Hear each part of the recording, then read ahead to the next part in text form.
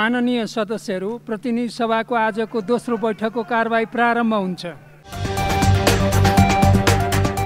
मान्य सदस्यहरू, अब माननीय अर्थमन्त्री श्री जनार्दन शर्मालाई नेपालको संविधानको धारा 279 तथा प्रतिनिधि सभा नियमावली 2075 को नियम 225 को खण्ड क बमोजिम नेपाल सरकार र अमेरिकी सहयोग निकाय मिलेनियम च्यालेन्ज कर्पोरेसन बीच भएको अनुदान सहायता सम्झौता मिलेनियम च्यालेन्ज कम्प्याक्टका साथै प्रतिनिधि सभाबाट जारी गरिने उक्त सम्झौतामाथिको प्रस्तावित व्याख्यात्मक घोषणा सदनमा छलफल गरियोस् भन्ने प्रस्ताव प्रस्तुत गर्न अनुमति दिन्छु।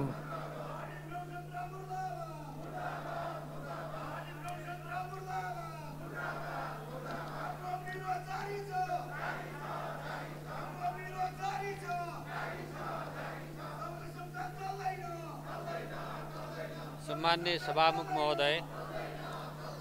सभामुख महोदयको अनुमतिले नेपाल सरकारले निर्णय गरी टेबल गरेको व्याख्यात्मक घोषणा म यहाँ वाचन गर्न गइरहेको छु, प्रस्तुत गर्न गइरहेको छु। प्रतिनिधि सभाले नेपालको तर्फबाट नेपाल सरकार, अर्थ मन्त्रालय र संयुक्त राज्य अमेरिकाको तर्फबाट मिलेनियम च्यालेन्ज कर्पोरेसन बीच 2074 भदौ 29 सेप्टेम्बर 14 2017 मा सम्पन्न अनुदान सहायता सम्झौता मिलेनियम च्यालेन्ज कम्प्याक्टको अनुमोदन गर्दा जारी गरेको व्याख्यात्मक घोषणा प्रस्तावना सार्वभौमिक समानता र भौगोलिक अखण्डता तथा अन्य राज्यको आन्तरिक मामिलामा हस्तक्षेप नगर्ने अन्तर्राष्ट्रिय कानुनका सिद्धान्तलाई ध्यान दिँदै असंलग्नता, शान्तिपूर्ण सहअस्तित्व र आपसी मित्रता सम्बन्धी नेपालको परराष्ट्र नीतिको स्मरण गर्दै नेपाल र संयुक्त राज्य अमेरिका बीच लामो समयदेखि रहँदै आएको मैत्रीपूर्ण सम्बन्ध र सहयोगलाई महत्त्व दिँदै कम्प्याक्टमा रहेका प्रावधानहरूको आशय र प्रयोगका बारेमा मिलेनियम च्यालेन्ज कर्पोरेसनबाट 2078 भदौ 23 सेप्टेम्बर 8 2021 मा नेपालले प्राप्त गरेको स्पष्टीकरणलाई जानकारीमा लिँदै परम्परागत अन्तर्राष्ट्रिय कानुनका नियमहरू, सन्धि सम्बन्धी अन्तर्राष्ट्रिय कानुन, राज्यको अभ्यास तथा नेपाल कानुन बमोजिम नेपालले कुनै सन्धि वा सन्धिको प्रावधानको अर्थ वा दायरा निर्दिष्ट गर्न वा स्पष्ट गर्न घोषणा गर्न सक्ने कुरालाई पुष्टि गर्दै नेपाल निम्नानुसार घोषणा गर्दछ।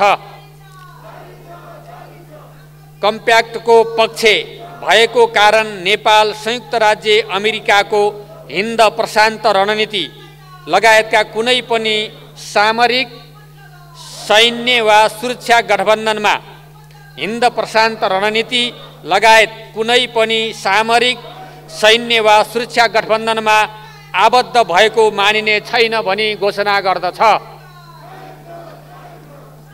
देशको मूल कानुनको रूपमा रहेको नेपालको संविधान कम्प्याक्ट र कम्प्याक्टसँग सम्बन्धित अन्य सम्झौताहरू भन्दा माथि रहेको छ भनी घोषणा गर्दछ।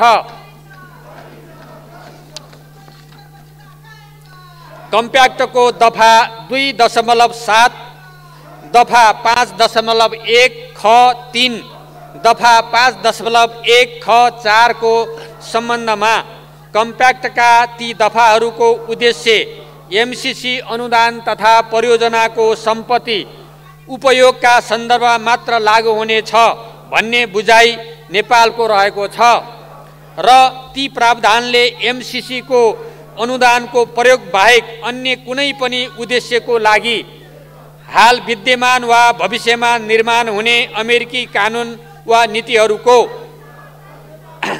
उद्देश्यका लागि हाल विद्यमान वा भविष्यमा निर्माण हुने अमेरिकी कानुन वा नीतिहरूको पालना गर्न नेपाल बाध्य छैन भनी घोषणा गर्दछ। कम्प्याक्टको दफा 3.2 ख को सम्बन्धमा मिलेनियम च्यालेन्ज एकाउन्ट नेपाल विकास समिति MCA नेपालले सञ्चालन गर्ने क्रियाकलाप नेपालको कानुनद्वारा निर्देशित र कम्प्याक्ट अनुसार नियमित हुनेछ भनी घोषणा गर्दछ। कम्प्याक्टको दफा 3.2 च को सम्बन्धमा कम्प्याक्टको उपयोगबाट सिर्जना हुने बौद्धिक सम्पत्ति MCC को स्वामित्व रहने छैन। कम्प्याक्ट कार्यक्रम अन्तर्गत सिर्जना हुने सम्पूर्ण बौद्धिक सम्पत्ति उप नेपालको स्वामित्व रहनेछ र त्यसको पूर्ण उपयोग नेपालले गर्न पाउनेछ भनी घोषणा गर्दछ। कम्प्याक्टको दफा 3.5 को सम्बन्धमा कार्यान्वयन पत्रहरू कम्प्याक्टको दायराभित्र लागू गरिनेछ भनी घोषणा गर्दछ। कम्प्याक्टको दफा 3.8 क को सम्बन्धमा MCA नेपालका सबै क्रियाकलाप तथा कोषको लेखा परीक्षण प्रचलित नेपाल कानुन बमोजिम महालेखा परीक्षकबाट समेत हुने भनी घोषणा गर्दछ। कम्प्याक्टको दफा 5.1 क को सम्बन्धमा नेपालले 30 दिनको लिखित पूर्व सूचना दिई बिना कुनै कारण कम्प्याक्ट अन्त गर्न पाउने अधिकारका अतिरिक्त कम्प्याक्ट अन्तर्गतका क्रियाकलाप कार्यक्रम सञ्चालन गर्दा नेपालको कानुन वा नीति उल्लङ्घन गरेमा समेत 30 दिनको लिखित पूर्व सूचना दिई कम्प्याक्ट अन्त गर्न पाउने अधिकार राख्दछ भनी घोषणा गर्दछ। कम्प्याक्टको दफा 5.5 को सम्बन्धमा कम्प्याक्टको समाप्ति निलम्बन वा अन्त्यपछि पनि लागू हुने भनिएका प्रावधानहरू कम्प्याक्ट कार्यक्रम र MCC को अनुदानको उपयोग लगायत कम्प्याक्ट अन्तर्गतका परियोजनाहरूको मूल्याङ्कन लेखा परीक्षण र करको फरफारकको हदसम्म मात्र सान्दर्भिक हुने भनी घोषणा गर्दछ। कम्प्याक्टको दफा 7.1 को सम्बन्धमा कम्प्याक्ट अन्तर्गतका कार्यक्रमहरूको कार्यान्वयन कम्प्याक्ट तथा नेपालको प्रचलित राष्ट्रिय कानुन बमोजिम हुने भनी घोषणा गर्दछ।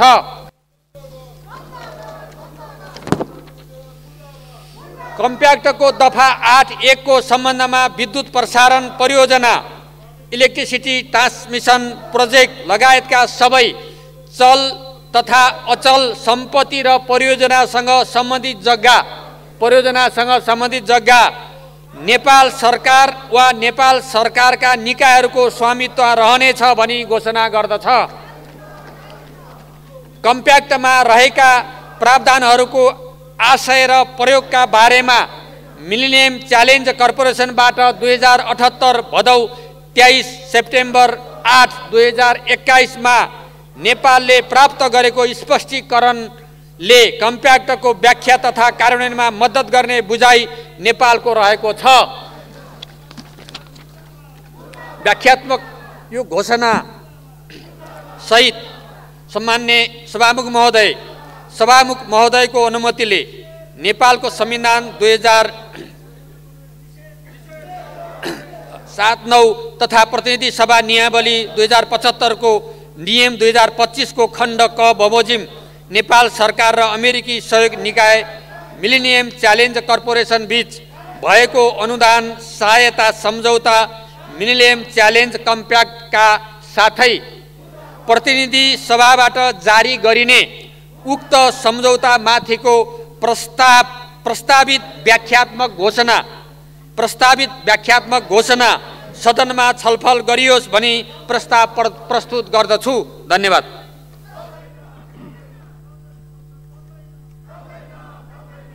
माननीय सदस्यहरू, अब म उक्त प्रस्तावलाई निर्णयार्थ प्रस्तुत गर्दछु। यो प्रस्तावको पक्षमा हुने मान्य सदस्यहरूले हुन्छ भन्नुहोला, यसको विपक्षमा हुने मान्य सदस्यहरूले हुन्न भन्नुहोला। यो प्रस्तावको पक्षमा हुने मान्य सदस्यहरूले हुन्छ भन्नुहोस्। यसको विपक्षमा हुने मान्य सदस्यहरूले हुन्न भन्नुहोस्। हुन्छ भन्ने पक्षका मान्य सदस्यहरूको बहुमत भएकोले नेपाल सरकार र अमेरिकी सहयोग निकाय मिलेनियम च्यालेन्ज कर्पोरेसन बीच भएको अनुदान सहायता सम्झौता मिलेनियम च्यालेन्ज कम्प्याक्टका साथै प्रतिनिधि सभाबाट जारी गरिने उक्त सम्झौता माथिको प्रस्तावित व्याख्यात्मक घोषणा सदनमा छलफल गरियोस् भन्ने प्रस्ताव स्वीकृत भएको घोषणा गर्दछु।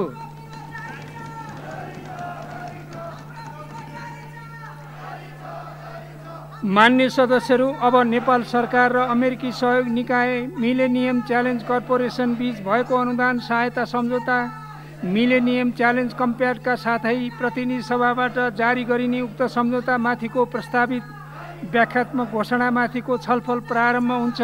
छलफलमा बोल्न चाहनुहुने मान्य सदस्यहरूले आफ्नो नाम सभामुखको ड्याससँगै बसेका कर्मचारीहरूलाई लिखित रूपमा 3 मिनेटभित्र उपलब्ध गराइदिन हुन अनुरोध गर्दछु।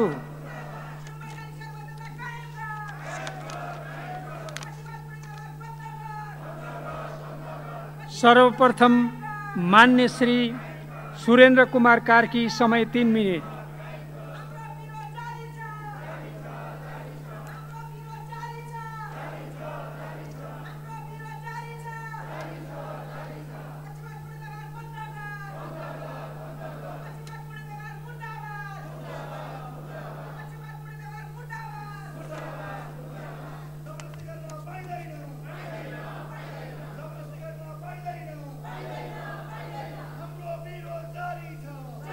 सभामुख महोदय, हामीले सुन्ने गर्थ्यौँ कि सरकार मतलब पक्षको हुन्छ र सदन चाहिँ प्रतिपक्षको हुन्छ।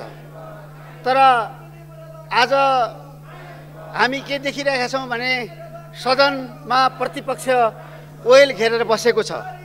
त यो स्थितिमा यो कुराहरू, यति महत्त्वपूर्ण कुराहरू अगाडि बढाउनु एउटा दुःखद छ। इतिहासमा यो कुराको अवश्य पनि मूल्याङ्कन हुनेछ। इतिहासले यसलाई अवश्य पनि याद गर्नेछ। महत्त्वपूर्ण कुरा के भने जस्तो यो जो आज इन्टरप्रिटेसन आएको छ, यसको बारेमा अहिले नै यो मान्य छ कि छैन, यसको भ्यालिडिटी हुन्छ कि हुँदैन भन्ने चर्चा परिचर्चा चल्दै गइरहेको छ। त मुख्य कुरा के भने अमेरिकाले नेपालसँगको मित्रतालाई महत्त्व दिन्छ भने यसलाई उसले स्वीकार गर्नुपर्दछ र यसलाई रेसिप्रोकल बेसिसमा उसले यसलाई मान्यता दिँदै हामीलाई चिठी पठाउनुपर्छ। यदि उसले यसलाई मान्यता दिँदैन भने त कसको के लाग्छ र? अब माइट इज राइट, एनिमल किङडमतिर जाने हो भने त केही भन्नु छैन। तर मान्य सदस्यहरू, आज संसार एउटा नयाँ शीतयुद्धतर्फ अगाडि बढिराखेको छ र सबैले, खास गरेर नेपाली कङ्ग्रेसको साथीहरूले पनि यो ह्याङओभरबाट बाहिर निस्कनै पर्छ कि यो शीतयुद्ध पहिला चलेको जस्तो नेटो र वार्साको जस्तो शीतयुद्ध होइन। अहिले क्रान्तिको प्रसार गर्नको निम्ति यो युद्ध भइराखेको छैन। त्यसै हुनाले नेपाल आज यति अप्ठ्यारो ठाउँमा छ कि हामीले यो सँगसँगै अब अविलम्ब एउटा शान्ति क्षेत्रको प्रस्ताव, यो परिमार्जित शान्ति क्षेत्रको प्रस्ताव चाहिँ इन्डोर्स गर्नुपर्छ र हाम्रा सबै मित्र राष्ट्रहरूको अगाडि, पहिला पनि 1975 मा अगाडि राखिएको शान्ति क्षेत्रको प्रस्तावलाई 115वटा भन्दा बढी देशले मान्यता दिएका छन्। त्यसलाई विथड्र गरिएको छैन नेपाल सुरक्षित रहनको निम्ति। किनभने आज भारत अमेरिकाको रणनीतिक साझेदार बन्दैछ र चीन अर्को शिविरको केन्द्र हो।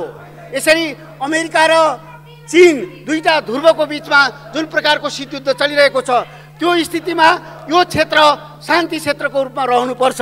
यो क्षेत्र बफर जोनको रूपमा रहनुपर्छ। यदि होइन भने हामी जस्तो सानो मुलुकले आफ्नो सोभरेन्टीलाई बचाइराख्न गाह्रो हुन्छ। त त्यसो हुनाले हामीले भविष्यमा यस्ता धेरै प्रस्ताव आउँछन्। आज एमसीसी आएको छ, बिआरआई भोलि परिमार्जित भएर आउला, भारतले अर्को प्रस्ताव राख्ला। त्यो सबैको निम्ति हामीले राष्ट्रिय रूपमा एउटा आफ्नो विकास रणनीति तय गर्नुपर्छ र हामी यो क्षेत्रमा सहायता लिन्छौँ, यो क्षेत्रमा ऋण लिन्छौँ, यो क्षेत्रमा हामी सहायता पनि लिँदैनौँ, ऋण पनि लिँदैनौँ, आफै गर्छौँ भनेर हामीले एउटा घोषणापत्र हाम्रो दीर्घकालीन विकास रणनीतिको घोषणापत्र र शान्ति क्षेत्रको प्रस्तावलाई हामीले अगाडि बढाउनुपर्छ। त्यस्तो भयो भने भोलि आउने कुनै प्रस्तावको बारेमा पनि यसरी विभाजित हुनु पर्दैन, यत्रो पार्टिसन हुनु पर्दैन, यत्रो ध्रुवीकृत भइराख्नु पर्दैन।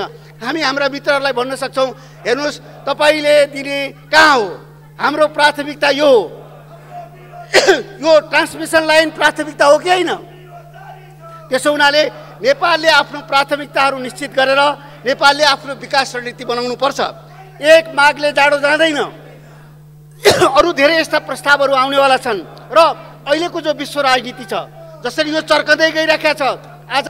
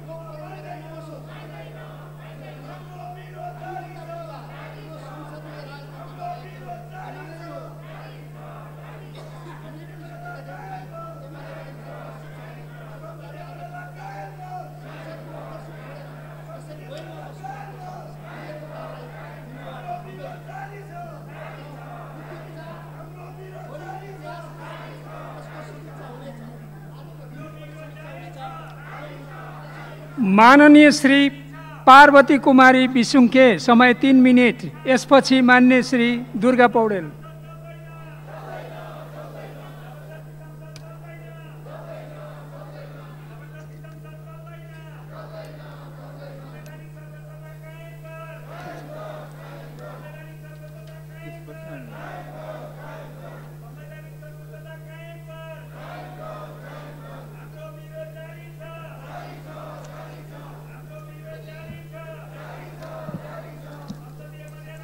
सम्माननीय सभामुख महोदय, हामी नेपाली जनता सार्वभौम सत्ता सम्पन्न छौँ, स्वाभिमानी छौँ र स्वायत्त पनि छौँ। हामी सार्वभौम सत्ता, स्वाभिमानी र स्वायत्त नेपाली जनतामाथि कसैले कर्के नजर लाउँछ भने हामी सहन गर्न सक्दैनौँ र सकेको पनि छैनौँ। त्यो विगतको इतिहासले देखाउँछ। त्यसो भएको हुनाले सम्मानित सभामुख मार्फत म के भन्छु त भन्दा, हामी कसैबाट सहयोग लिन सक्छौँ, ऋण लिन सक्छौँ, हाम्रो देशको विकासका लागि अनुदान लिन सक्छौँ, तर कसैको दबावमा होइन, कसैको रवाफमा होइन, कसैले चुनौती दिएर होइन। त्यसो भएको हुनाले पनि म के भन्छु त भन्दा, मिलेनियम च्यालेन्ज कम्पेयर जुन लिँदैछौँ, जुन सडकदेखि सदनसम्म बहस भएको छ, छलफल भएको छ, यसलाई 12 बुँदामा यो मिलेनियम च्यालेन्ज कम्प्याक्ट चाहिँ व्याख्यात्मक रूपमा घोषणा भएर आएको छ। यो व्याख्यात्मक रूपमा घोषणा भएर आएको जुन कम्प्याक्ट छ, यसलाई यो गरिमामय सदनबाट हुबहु पास गरी सम्बन्धित निकाय जो सम्बन्धित देशको संयुक्त राज्य अमेरिका उले हुबहु कार्यान्वयन गर्ने गरी आगामी दिनमा पनि हुबहु कार्यान्वयन गर्ने गरी यदि यो लागू हुन्छ भने म यस सम्मानित सदनमा नेपाली जनताको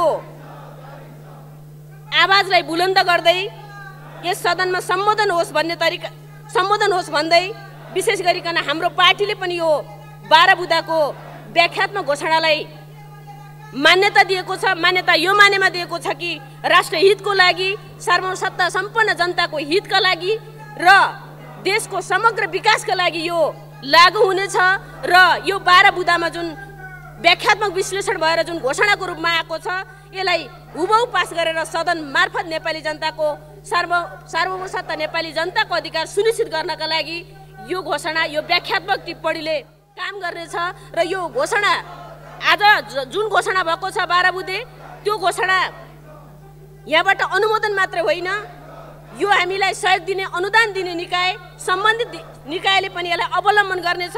आज मात्र होइन, भोलि पनि अवलम्बन गर्नेछ। यदि यो घोषणा, व्याख्यात्मक घोषणा चाहिँ कार्यान्वयन हुन सकेन भने यसमा हाम्रो सहभागिता रहने छैन, यसमा हाम्रो सहमति रहने छैन। त्यसो भएको हुनाले म यो सम्मानित सदनमा यो 12 बुँदे जुन व्याख्यात्मक घोषणा छ, यसलाई ससम्मानित तरिकाले अनुमोदन गर्नको लागि, पास गर्नको लागि म हार्दिक अनुरोध गर्दछु। धन्यवाद। माननीय श्री दुर्गा पौडेल, समय 3 मिनेट। यसपछि माननीय श्री भीमबहादुर रावल।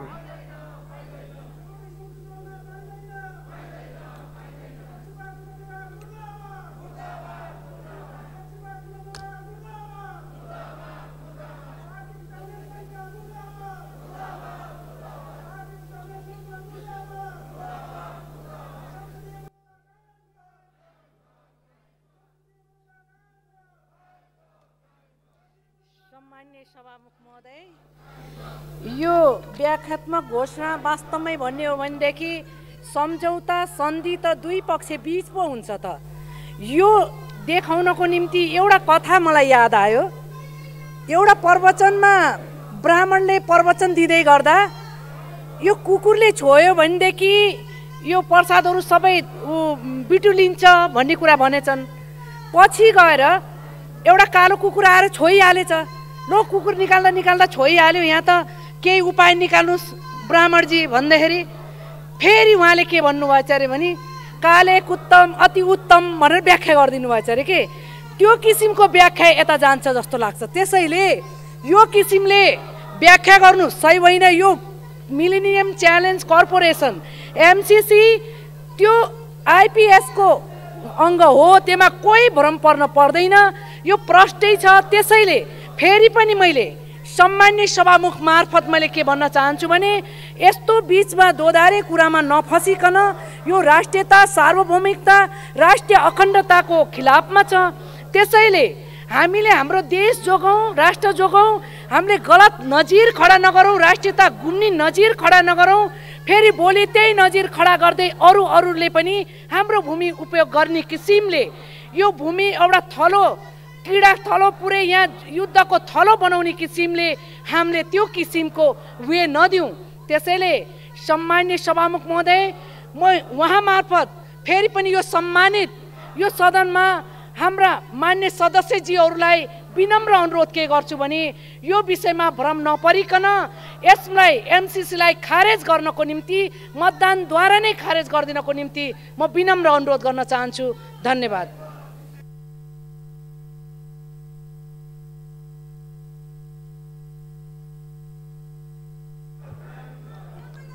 माननीय श्री भीमबहादुर रावल, समय 3 मिनेट।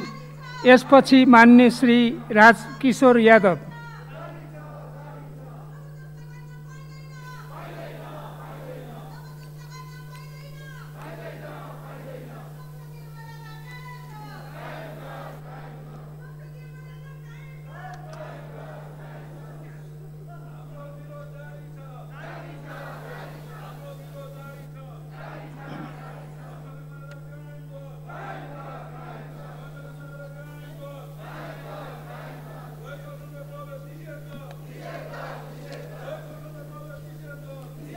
सम्मान्य सभामुख महोदय, मैले केही समय अगाडि भनेको थिएँ नेपालको सार्वभौमसत्ता, स्वतन्त्रता, अखण्डता, स्वाभिमान र हितमाथि आघात पुर्याउनुको लागि एउटा कुनै रातमा हल्ला खल्लाको बिचमा राष्ट्रघाती प्रावधान भएको अमेरिकी एमसिसी सँगको सम्झौतालाई अनुमोदन गरिनेछ भनेर मैले धेरै अगाडि भनेको थिएँ।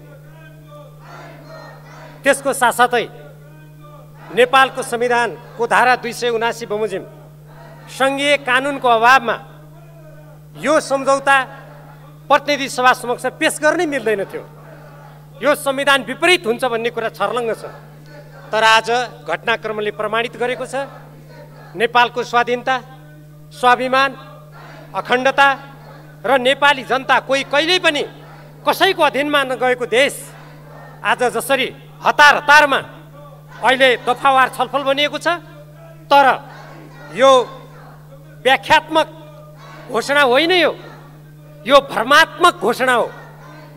यसका प्रावधानहरू, म अन्तर्राष्ट्रिय कानुनको विद्यार्थी हुँ। दुई पक्षीय सम्झौता यसरी एक पक्षीय रूपमा हामीले घोषणा गर्यौँ भनेर जनतालाई ठग्ने योभन्दा ठगपत्र अरू केही पनि हुन सक्दैन। नेपाली जनताले सार्वभौम सत्ता सम्पन्न यो संसदबाट यो प्रतिनिधि सभाबाट यो राष्ट्रलाई जसरी नेपालको संविधानको प्रस्तावनामा हामीले भन्यौँ, हामी सार्वभौम सत्ता, स्वतन्त्रता, स्वाधीनताको पक्षमा हामी उभिनेछौँ भन्यौँ। तर यसरी निर्लज्जताका साथ नेपाली जनताबाट निर्वाचित भनिएको सरकारले जुन काम गरेको छ, यो नेपाली स्वाधीनताको लागि नेपाली जनताले लडेको लडाइँमा एउटा कलङ्कको रूपमा यो इतिहासमा अंकित हुनेछ। अब सम्माननीय सभामुख महोदय, जुन यसका दफावार छलफल भनिएको छ, म यहाँबाट चुनौती दिन चाहन्छु। प्रधानमन्त्री शेरबहादुर देउबा वा उहाँका विज्ञहरू आउनुहोस्, यो प्रतिनिधि सभामा आधा घण्टा समय दिनुहोस्। म कसरी मूल कम्प्याक्ट सम्झौता, कार्यान्वयन सम्झौता, त्यसपछि गरिएका 1 दर्जन सम्झौताका कयौं प्रावधानहरू कसरी राष्ट्रघाती छन्, कसरी नेपालको संविधान मिच्छन्, कसरी नेपालको राष्ट्रिय सुरक्षामाथि आघात पुर्याउँछन्, कसरी स्वतन्त्र परराष्ट्र नीतिमाथि आघात पुर्याउँछन्, कसरी हाम्रो भूमिमाथि विदेशी कम्पनीको कब्जा हुन्छ, कसरी अमेरिकी वर्तमान कानुन र भविष्यको कानुन मान्नुपर्ने कुरा हामीमाथि थोपरिन्छ, कसरी एमसिए नेपाल भन्ने विकास समिति अन्तर्गत खोलिएको एउटा सानो कार्यालय बनेको छ, उनले विभिन्न मन्त्रालयहरूसँग सम्झौता गरेर कसरी समानान्तर सरकार सञ्चालन गरेर नेपालको अस्मितामाथि धावा बोलेको छ, म प्रमाणित गरिदिन्छु। म चुनौती दिन्छु। को विद्वान, को यो सरकारका सल्लाहकार हुनुहुन्छ, आउनुहोस्। यदि मलाई सम्माननीय सभामुख महोदय समय हुन्छ भनेर मैले प्रत्येक यी सम्झौताका धाराहरू, दफाहरू मसँग यहाँ मैले ती जस्ताको तस्तै यहाँ लिएर आएको छु। के मलाई त्यो समय दिइन्छ? मलाई थाहा छ जसले हतारतारमा यत्रो ठुलो नेपाली जनताले उठाएको विषय, यति राष्ट्रियताको सवालसँग गाँसिएको विषयलाई हतार हतार यसरी जुन पारित गर्न खोजिँदैछ, यो नै नेपालको स्वाधीनताको विरुद्ध गरिएको नाङ्गो षड्यन्त्रको पुष्टि हुने प्रमाण हो। कुनै पनि देशभक्त नेपालीले, कुनै पनि देशप्रति जिम्मेवार सरकारले यसरी रातारात हतार हतार संविधान मिचेर, यो प्रतिनिधि सभाका कतिपय प्रक्रियागत कुरा मिचेर यसरी पेश गर्दैन। यदि सरकार इमानदार भएको भए उसले भन्नु पर्थ्यो, हामी यसका जुन प्रावधानहरू अहिले कथित यो जुन भ्रमात्मक घोषणा, यो नेपाली जनतालाई ठग्ने घोषणा, नेपाली जनतालाई अल्मल्याएर महाकाली सन्धिमा जसरी त्यो संकल्प प्रस्ताव भनेको थियो, कहाँ छ त्यो संकल्प प्रस्ताव? म प्रधानमन्त्री शेरबहादुर देउबाजीलाई देशभक्त नेपालीको तर्फबाट सोध्न चाहन्छु। आज 25 वर्ष भयो महाकाली सन्धि भएको, हाम्रो लिम्पियादुरा लिपुले कालापानीमा भारतीय अतिक्रमण छ। प्रधानमन्त्री शेरबहादुर देउबाजी, तपाईको त्यो संकल्प प्रस्ताव कहाँ छ? जवाब दिनुहोस्। तपाईँ आज फेरि अर्को भ्रमात्मक घोषणा गरेर नेपाली देशभक्त जनतामाथि सडकमा हजारौं सुरक्षाकर्मी ओह्रालेर तपाईँ दमन गरेर आज राति यसरी यसलाई अनुमोदन गराउँदै हुनुहुन्छ। यो नेपालको इतिहासमा वर्तमान सरकारले नेपालको स्वाधीनता, देशभक्त नेपालीहरूको आवाज दबाउनुको लागि गरेको एउटा कुकृत्यको रूपमा यो दर्ज हुनेछ, यो अंकित हुनेछ। म फेरि पनि भन्दछु, यसका जुन धारा र दफाहरू छन्, यी धारा र दफा अन्तर्राष्ट्रिय कानुन बमोजिम हाम्रो माननीय श्री राजकिशोर यादव, समय 3 मिनट।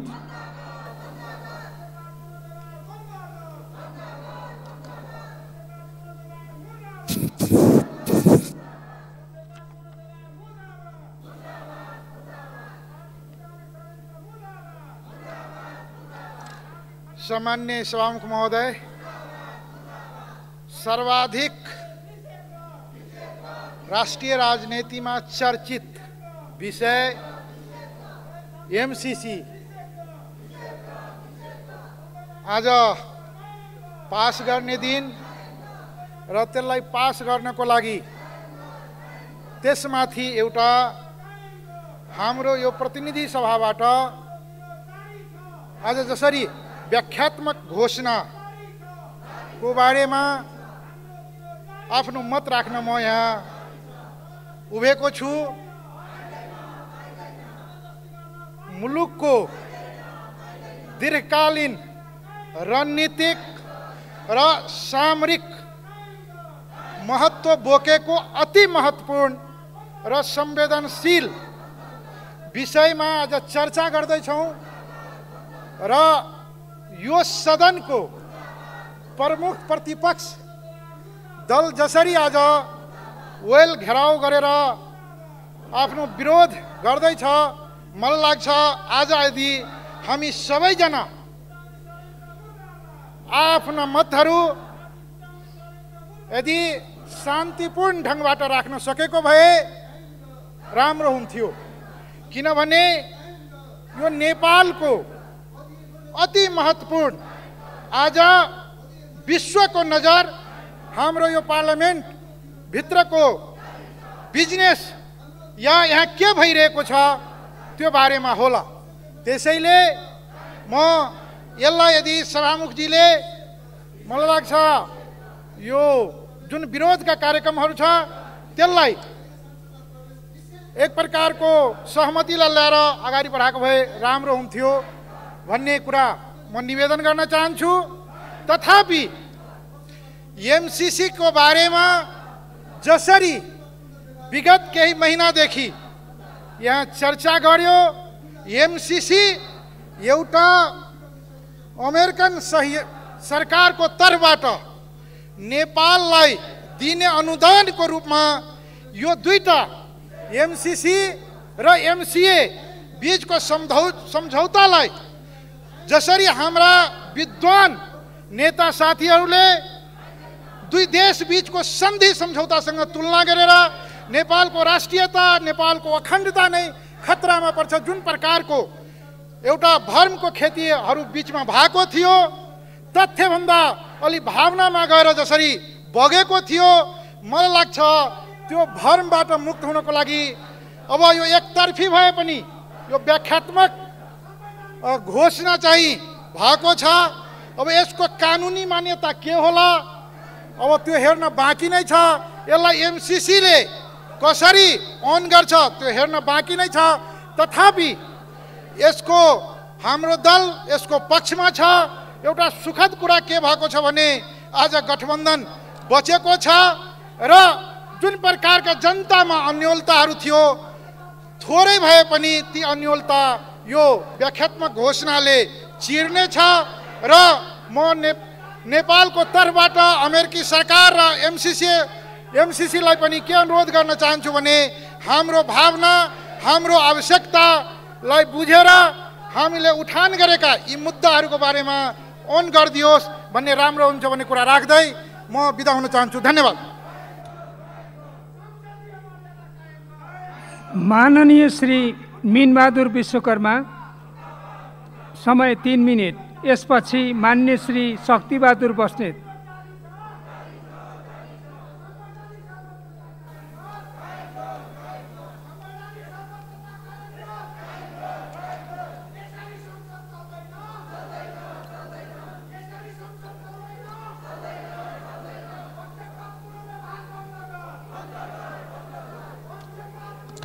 सम्मान्य सभामुख महोदय, 7 दशक लामो, 7 दशकभन्दा बढी मित्रवत सम्बन्ध, मैत्रीपूर्ण सम्बन्ध भएको र नेपालको सार्वभौमिकताका लागि नेपाल एक सार्वभौम सत्ता सम्पन्न स्वतन्त्र राज्य हो भनेर संयुक्त राष्ट्र सङ्घमा सदस्यताका लागि प्रस्ताव गर्ने र नेपालको आर्थिक समृद्धिका लागि र नेपालको अन्तर्राष्ट्रिय सम्बन्धका लागि निरन्तर प्रथम ठुलो सहयोगी मित्र राष्ट्र अमेरिकाले नेपालको आर्थिक समृद्धिका लागि, नेपालको विकासका लागि, नेपाल र नेपाली जनताको हितमा प्रदान गरेको अनुदान, एमसीसीले प्रदान गरेको एमसीए नेपाल विकास समितिको विषयलाई लिएर आज जहाँ जति चर्चा भएको छ, भ्रम फैलाइएको छ, यसैका कारणले आज हामी यो ठाउँमा उभिएर छलफल गर्न बाध्य भएका छौँ।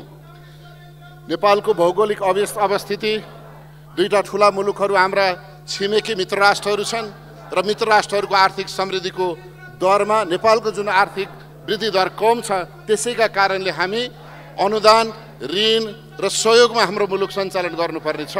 तर बजारमा देखिएको हल्ला, दलहरूको आफ्नो दृष्टिकोण हेर्दा हामी ऋणमा रमाउने, ऋण लिनका लागि उद्धत हुने, तर अनुदान आयो भने हामी ढुङ्गामुढा गरेर मसाल जुलुस निकालेर लखेट्ने जुन प्रचलन नेपालमा बस्यो, यो नेपालका लागि र नेपालको आर्थिक समृद्धिका लागि, नेपाल र नेपालीको हितका लागि एउटा दुःखद क्षण मैले बुझेको छु सभामुख महोदय। एमसिसीका बारेमा, एमसिसी अमेरिकामा भएको र अनेक गरिब मुलुकहरूलाई सहयोग दिने एउटा निकाय हो भने नेपालका लागि अमेरिकाले दिएको 50 करोड अनुदान खर्च गर्ने एउटा एमसिए विकास समिति नेपाल एउटा कार्यालय हो, नेपाल सरकारको मातहतमा रहने कार्यालय हो। तर यो कार्यालयका एमसिसी र एमसिएलाई एउटै दृष्टिकोणबाट, एउटै परिभाषाबाट व्याख्या गर्नाले आज आम नेपाली जनताका बिचमा भ्रम छ। भर्खरै मभन्दा पूर्ववक्ता मान्यजीले भन्नुभयो को विज्ञ छ आउनुहोस् म पढाउँछु भन्नुभयो। म तपाईँलाई एउटा मात्रै लाइन भन्न चाहन्छु सभामुख महोदय, मैले सकिहालेँ। उहाँले भन्नुभएको छ MCA funding is not used in contrary to the security interest of United States भनेको अमेरिकाको सुरक्षा हितमा खर्च गर्नुपर्छ भनेर अर्थ लगाउनु भएको छ। यो भनेको COW काउ माने गधा भने जस्तै हो। काउ माने गधा पढाउनुहुन्छ भने तपाईले पढ्ने स्कुलमा सायद मलाई लाग्छ कुनै पनि बालबालिका जाँदैनन् माननीयज्यू। त्यसैले यस्ता खालका थुप्रै भ्रमपूर्ण अर्थ लगाएर आज तपाईले भ्रमको बिस्कुन बानेश्वरमा छर्नु भएको छ। त्यो बानेश्वरमा छरेको बिस्कुनलाई आज तपाईहरुले उठाउनु पर्ने बाध्यता भएको छ। त्यसैले आज एउटा व्याख्यात्मक टिप्पणी आएको छ। यसले भलै बजारमा छरिएका भ्रमहरूलाई मत्थर गर्नका लागि सहयोग पुगेको छ।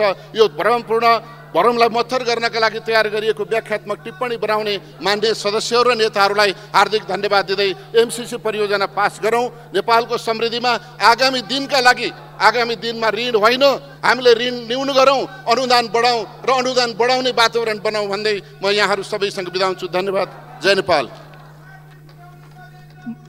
माननीय श्री शक्तिबहादुर बस्नेत, समय 3 मिनेट। यसपछि माननीय श्री पुष्पा भुषाल।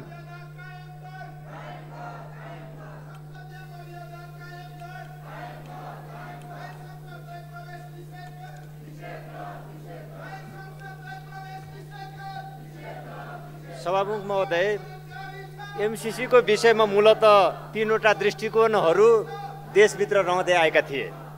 एउटा विकासवाद, यो एमसिसी को बारेमा कुनै पनि यसले हाम्रो राष्ट्रको अस्तित्व प्रतिष्ठाको बारेमा कहीँ प्रश्न जन्मिए कि भनेर क्वेसन गर्नेलाई विकास विरोधी देख्ने एउटा दृष्टिकोण जस्तो थियो। एउटा दृष्टिकोण एमसिसी को कुरा गर्ने बित्तिकै यो राष्ट्रघात हुन्छ, त्यसकारण नो एमसिसी भन्ने अर्को एउटा दृष्टिकोण थियो। यी दुई दृष्टिकोणका अलावा तेस्रो दृष्टिकोण पनि थियो। यसलाई आर्थिक सहायताको रूपमा स्वीकार गर्नुपर्दछ, विकास साझेदारीको निम्ति सकारात्मक दृष्टिकोण राख्नु पर्दछ। तर यसले आर्थिक सहायताभन्दा अलिकति पर केही राजनैतिक र सैनिक प्रकृतिका थप दायित्वहरू सिर्जना गर्दछ भने त्यसमा रिजर्भेसन राख्नु पर्दछ भन्ने तेस्रो दृष्टिकोण रहँदै आएको थियो। मलाई खुसी लागेको छ। म गठबन्धनका नेताहरूलाई धन्यवाद दिन चाहन्छु, आदरणीय नेताहरूलाई। म प्रधानमन्त्रीज्यू लगायत सरकारलाई, नेपाल सरकारलाई धन्यवाद भन्न चाहन्छु। यी केही आशंकाहरू थिए, केही अप्ठ्याराहरू थिए, ती अप्ठ्यारा र आशंकाहरूलाई निवारण गर्ने ढङ्गले एउटा व्याख्यात्मक घोषणा जारी भएको छ। यो 12 बुँदे व्याख्यात्मक घोषणा जारी भएको छ। मलाई लाग्छ यसले एमसिसी अब यो आर्थिक अरू थप दायित्व नेपालीले बोक्नुपर्ने छैन। यो सार्वभौम संसदले यसलाई पारित गर्दैछ। हामी सम्झौताको एक अङ्ग हुने स्तरमा र त्यो सङ्कल्पका साथ, त्यो स्पिरिटका साथ हामी सार्वभौम संसदबाट यो पारित गर्दैछौँ। मलाई लाग्छ अब आर्थिक सहायताभन्दा बढी एमसिसी मार्फत नेपाली समाजले अरू थप दायित्व बोक्नुपर्ने छैन। नेपालले अरू कुनै पनि प्रकारको थप दायित्व सिर्जना बोक्नुपर्ने छैन। यस अर्थमा यो खुसीको कुरा हो। म धन्यवाद भन्न चाहन्छु नेपाल सरकारलाई, गठबन्धनका नेताजीहरूलाई म धन्यवाद भन्न चाहन्छु। र अहिले यहाँ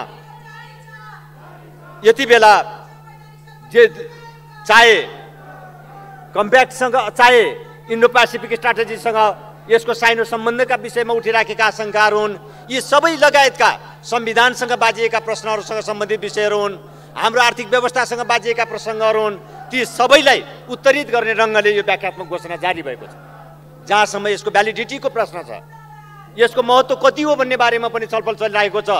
अघि एकजना मान्यज्यूले भन्नुभएको थियो, पहिलो कुरा हामी आफैप्रति विश्वास गरौँ। सार्वभौम संसद मार्फत हामीले यो विषयमा एउटा विश्वासका साथ निर्णय लिँदैछौँ, हामी घोषणा गर्दैछौँ। र यो घोषणाभन्दा नेपालको संविधान, नेपालको कानुन, नेपालका नीतिहरू, संसदबाट गरिएका घोषणाहरू प्रतिकूल हुने गरेर परियोजना सञ्चालनमा आउँछ भने त्यसलाई अस्वीकार गर्नु हाम्रो संवैधानिक दायित्व हुनेछ, हाम्रो कानुनी दायित्व हुनेछ, हाम्रो नैतिक दायित्व हुनेछ।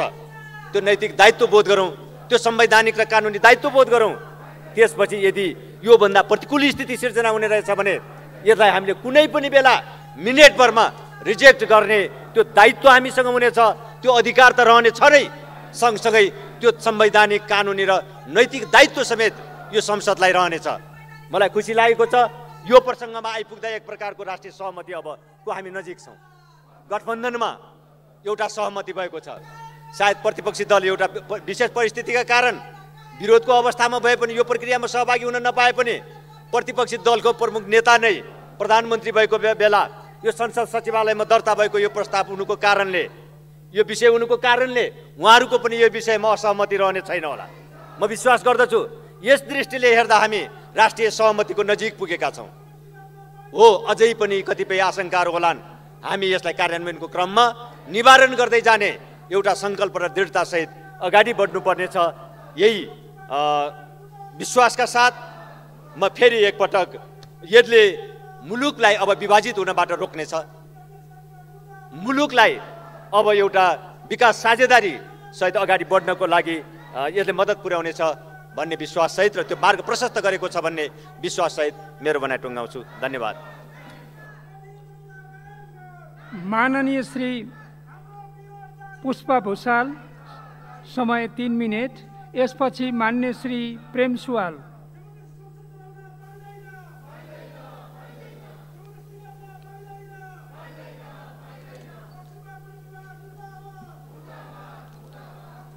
सम्मानीय सभामुख महोदय, नेपाल सरकार र अमेरिकी सहयोग निकाय मिलेनियम च्यालेन्ज कर्पोरेसन बीच भएको अनुदान सहायता सम्झौता पत्र आज नेपालको सार्वभौम संसद प्रतिनिधि सभाबाट अनुमोदन हुने प्रक्रियामा अगाडि बढिराखेको छ। यो निश्चय नै यो सम्झौताले नेपालको अर्थतन्त्रलाई बलियो बनाउनको लागि, नेपालमा 83,000 मेगावाट ऊर्जाको सम्भावना भएको सम्पत्तिलाई पुँजी उत्पादन गर्नको लागि, रोजगारीको वृद्धि गर्नको लागि र मुलुकको अर्थतन्त्रलाई बढावा दिनको लागि, देशको सडकको पूर्वाधार र विद्युत प्रसारण लाइनको लागि यो सम्झौता पत्रले सहयोग गरेको हुनाले सरकारबाट जुन किसिमबाट यो सम्झौतामा लेखिएका विषयवस्तुहरूलाई व्याख्या गरेर जुन व्याख्यात्मक घोषणा यहाँ प्रस्तुत गरेको छ, म सर्वप्रथम सभामुख मार्फत सरकारलाई धन्यवाद दिन चाहन्छु। सभामुख महोदय, यो सम्झौता पत्रले मुलुकमा अमेरिकन सरकार मात्र होइन, अमेरिकाको जनताको करबाट नेपालको अर्थतन्त्रलाई बलियो बनाउनको लागि 60 अरब रुपियाँ अनुदानको रूपमा नेपालमा भित्रिएको छ। यो सम्झौताले त्यो स्रोतको, त्यो सम्पत्तिको सदुपयोग हुनुपर्छ भन्ने मान्यता राखेको छ, आर्थिक सुशासन हुनुपर्दछ भनेर मान्यता राखेको छ।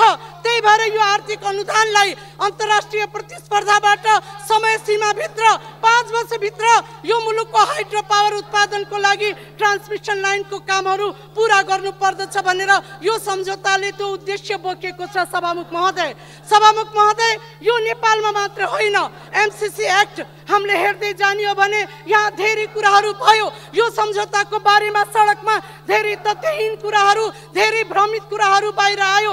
समाजलाई विखण्डन गर्ने, समाजलाई विभाजन गर्ने किसिमका बहसहरू बाहिर धेरै उठेका छन्। सभामुख महोदय, यो एमसिसी एक्टको हामीले हेर्ने हो भने यसले नेपाल मात्र होइन, विश्वका 46वटा देशमा यो एमसिसीले परियोजना अगाडि बढाउनको लागि सहयोगहरू दिएको छ। यस अन्तर्गत धेरै शङ्का उपशङ्काका कुराहरू उठेका छन्। यो सम्झौताले सैन्य गठबन्धनलाई मान्यता दिएको छ भनेर पनि भ्रमपूर्ण कुरा गरेका छन्। सभामुख महोदय, एमसिसी एक्टको आर्टिकल 3 लाई हेर्ने हो भने एमसिसी को आर्टिकल 3 ले भनेको छ एमसिसीले दिने कुनै पनि सम्झौता, कुनै पनि सहयोग सैन्य गठबन्धनसँग जोडिएको छैन भनेर लेखेको छ भने यही सम्झौताको दफा 2 को 7 मा हेर्ने हो भने यो कुनै पनि सैन्य गठबन्धनसँग जोडिने गरी यसलाई खर्च गर्न पाइँदैन, यसलाई वातावरणको विरुद्धमा खर्च गर्न पाइँदैन, यसलाई कुनै पनि सर्वपतन स्वास्थ्यको विपरीतमा खर्च गर्न पाइँदैन भनेर स्पष्ट रूपबाट संविधानको धारामा यो सम्झौताको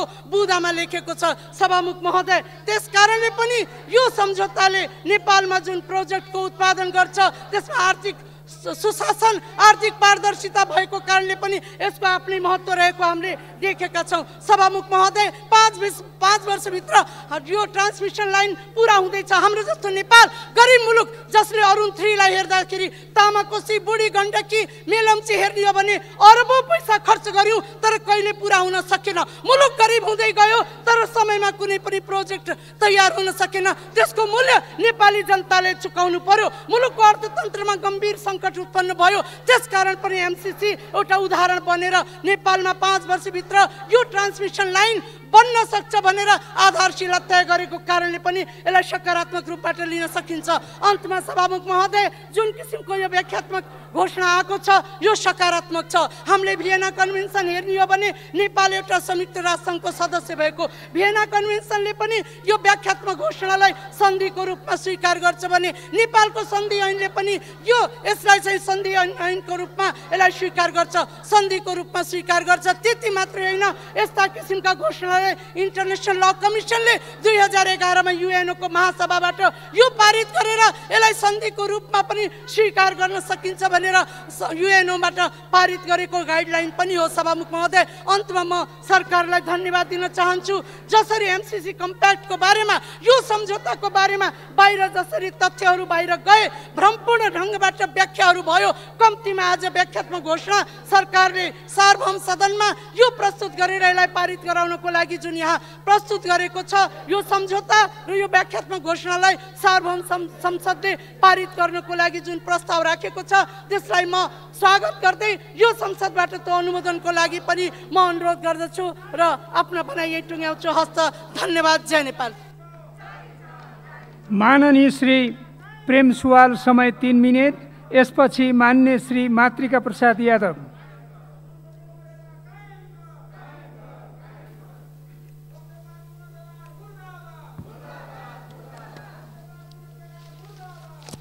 सभामुख महोदय, सर्वप्रथम म प्रधानमन्त्रीज्यूलाई महाकाली सन्धिमा लागेको कलङ्क यो देशघाती एमसिसी सम्झौता खारेज गरेर अलिकति मेटाउनको निम्ति आग्रह गर्न चाहन्छु।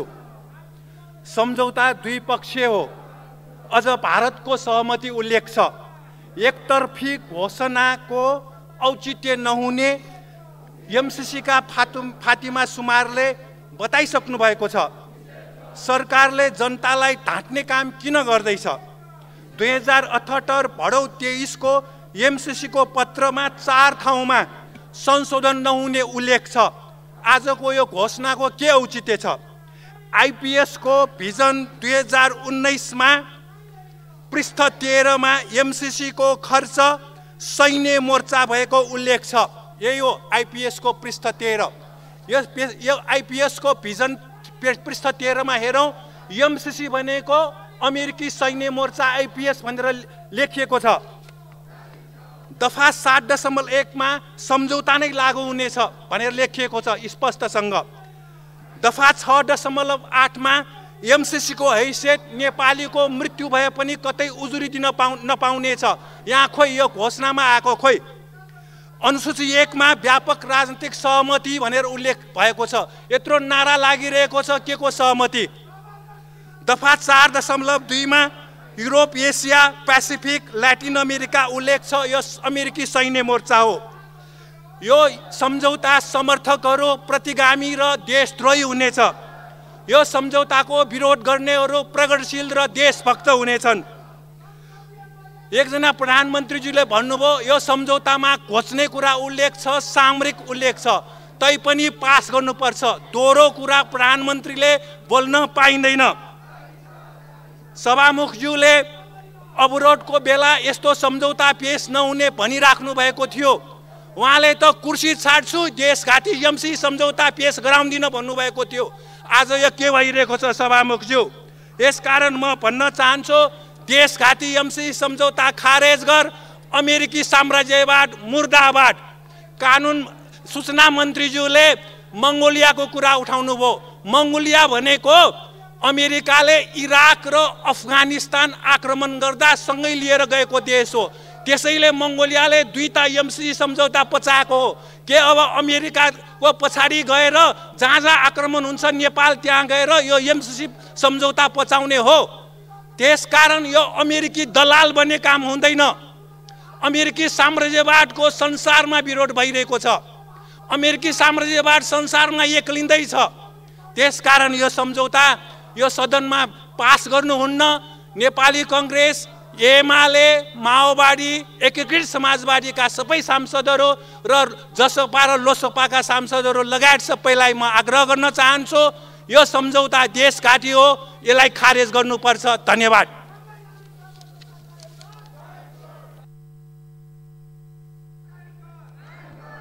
माननीय श्री मातृका प्रसाद यादव, समय 3 मिनट।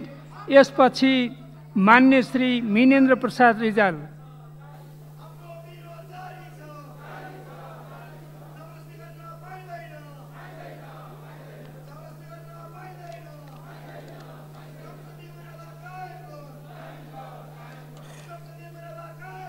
सम्माननीय सभामुख महोदय,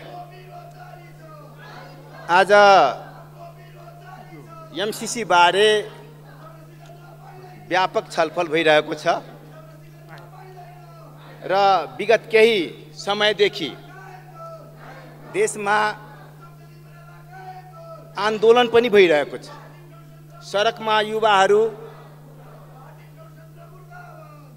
आवाज पनि उठाइरहेको थियो कि जस्ताको त्यस्तै चाहिँ पास गर्नुहुन्न भनेर आवाज उठिरहेको थियो। यहाँ 3 किसिमको चाहिँ धारणा छ।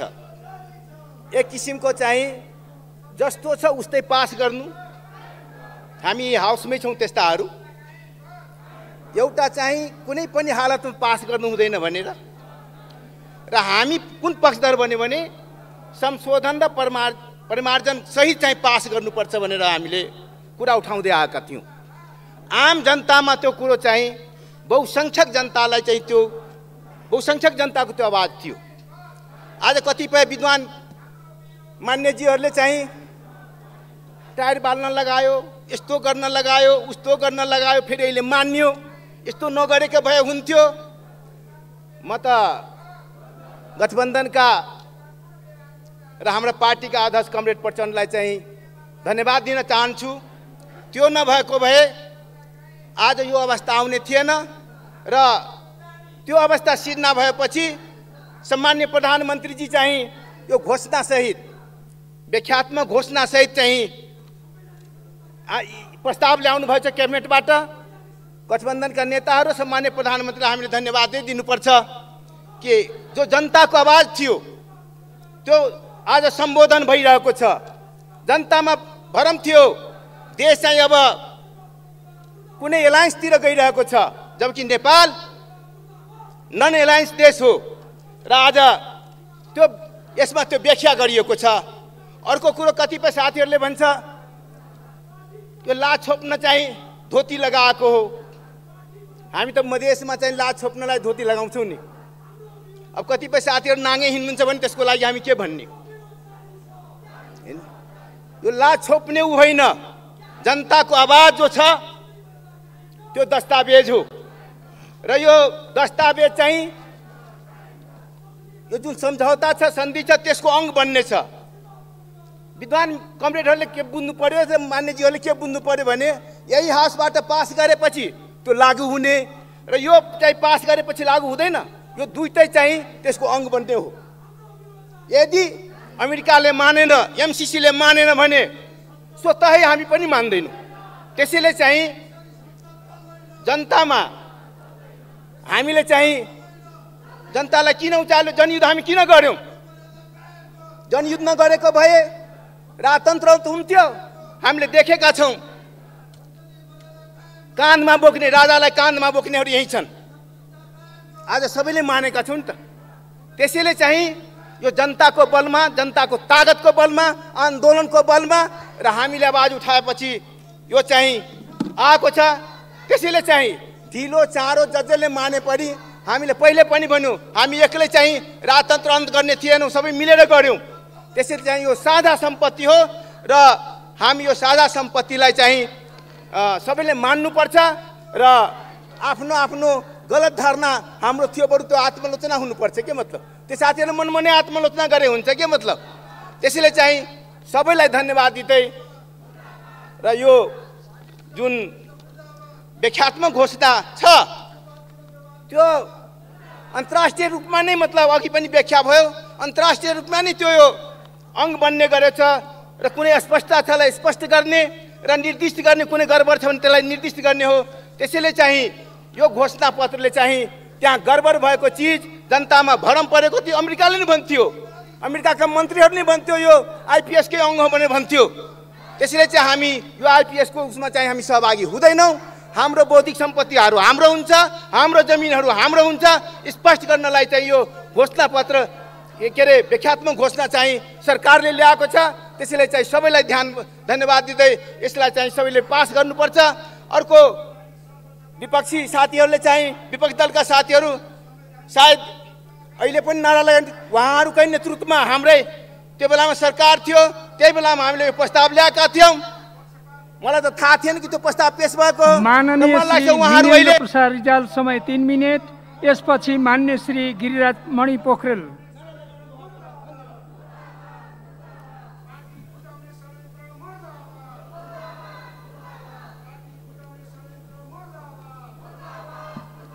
सम्माननीय सभामुख महोदय एमसीसी सम्झौता हामीले अनुमोदन गर्नुपर्ने थियो गर्ने प्रस्ताव छ अनुमोदन गर्नुपर्दछ थप एउटा कुरा आज व्याख्यात्मक घोषणाहरूले 3टा नयाँ कुरा गरेको छ त्यो चाहिँ राम्रो छ पहिलो यस्तो घोषणा छ कि यो तत्काल लागू हुन्छ लागू यसकारण हुन्छ कि जे सम्झौतामा छ घोषणामा पनि त्यही कुरा छ त्योभन्दा बाहिरको अर्को कुरा नभए हुनाले हामीले पास हुने बित्तिकै लागू भइहाल्छ दोस्रो एमसीसी सम्झौताका बारेमा भ्रम छरेर ती उल्लेखित कुरालाई पनि गलत प्रचार गरेर आम नागरिकका बिचमा एमसीसी बारे भ्रम थियो त्यो भ्रम पनि निवारण गर्ने मौका भएको छ त्यस अर्थमा पनि यो व्याख्यात्मक घोषणा राम्रो छ यसलाई समर्थन गर्नुपर्छ तेस्रो अब गठबन्धन हो सबैको इज्जत जोगाउनै पर्छ सबैको स्वामित्व हुनै पर्छ पुनर्पुष्टि अब सबैको स्वामित्वलाई पुनर्पुष्टि गर्दै पारित गर्दैछौँ त्यसैले हाम्रो गठबन्धनभित्रको झन्झटबाट चाहिँ मुक्त भयौँ त्यस अर्थमा पनि यो काम गरिरहेको छ 3टा मूल कारण हुन् अब अर्को कुरा नेपाली समाज परिवर्तन हुँदैछ परिवर्तन यसरी हुँदैछ कि अब हामी भारतसँग चीनसँग अमेरिकासँग अरू थुप्रै लोकतान्त्रिक मुलुकसँग सहज रूपमा सहयोगहरू लिन सक्छौँ सहयोग हामीलाई आवश्यक छ भन्ने कुरा सन्देश आज दिँदैछौँ लामो सशस्त्र द्वन्द्व गरे लामो कम्युनिस्ट इतिहास भएको मधेस आन्दोलन भएका सबै खाली मानिसहरू काङ्ग्रेससँगै बसेर होइन सबै देशका सहायताहरू हामी लिन्छौँ जतिसुकै कचबच भए पनि अमेरिकाको त ल्याउँ भने बाँकी अरूको के पनि नलिउँला भनेर एउटा बलियो सन्देश गएको छ त्यो पनि राम्रो छ त्यस अर्थमा अर्को कुरा अब अनुमोदन गर्ने क्रममा आम सहमति भएको छ प्रमुख प्रतिपक्षी दलको साथीहरू त्यहाँ उभिनु भएको छ नारा लाउनु भएको छ तर एमसीसीको विरोध गर्नुभएको छैन त्यस अर्थमा पनि हामी सबै मिलेर पास गर्दैछौँ भन्ने बलियो सन्देश दुनियाँभरि गएको छ त्यसका लागि पनि हामीले उहाँहरूलाई धन्यवाद दिनुपर्दछ अर्को कुरा हाम्रो सम्बन्ध विस्तार गर्ने कुरामा हामीले दुनियाँलाई देखाउन सक्छौँ हामी बङ्गलादेशको मोडलमा जान्छौँ नेपाललाई चाहिने कुरा लिन्छौँ नचाहिने कुरा लिँदैनौँ हामी मङ्गोलियाको मोडलमा जान्छौँ नेपाललाई चाहिने कुरा लिन्छौँ नचाहिने कुरा लिँदैनौँ भनेर त्यसैले आउने दिनमा हामीले ध्यान दिनुपर्ने कुरा के छ भने 5 वर्षमा यो कार्यान्वयन गर्न चुनौतीपूर्ण छ हाम्रो काम गर्ने शैली यही हो 5 वर्षमा यो काम गऱ्यौँ भने बेलामा योजनाहरू कार्यान्वयन गर्ने नयाँ संस्कृति विकसित हुन्छ अन्तिममा मैले यति भन्छु गठबन्धनका हाम्रा समस्या समाधान गऱ्यौँ प्रधानमन्त्रीजीले अब विपक्षतर्फ पनि ध्यान दिनुहुनेछ तपाईँ हामी फेरि नारा नलाइकन बाँकी देशमा संविधान लोकतन्त्र र शान्ति कायम गर्दै 3 तहको सबैलाई चित्त बुझ्ने चुनाव गर्न सक्ने बाटोमा जान्छौँ त्यसका लागि एकसाथ हौँ नारा लाउनु पर्ने जरुरत पछि पनि पर्ने छैन त्यही भन्दै बिदा हुन्छु धन्यवाद माननीय श्री गिरिराज मणि पोखरेल समय 3 मिनेट यसपछि मान्य श्री जीवनराम श्रेष्ठ